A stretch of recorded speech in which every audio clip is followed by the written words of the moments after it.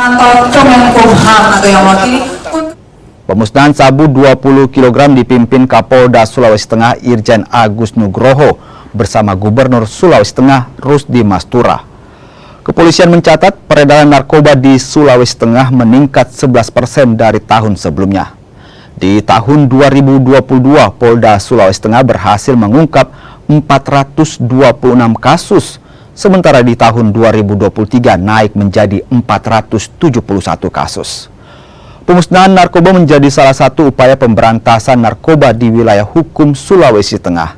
Selain meningkatkan patroli, Polda Sulawesi Tengah juga membentuk Satgas bersama pemerintah daerah untuk memerangi penyebaran narkoba di Sulawesi Tengah.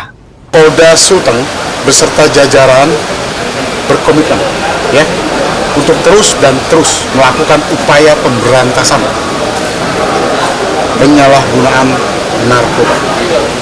Kita akan giatkan kembali kegiatan-kegiatan yang bersifat preemptif, sosialisasi, edukasi kepada masyarakat supaya mereka paham betul bahwa barang ini adalah barang yang berbahaya untuk dirinya, keluarganya, untuk bangsa Indonesia, untuk masa depan Indonesia.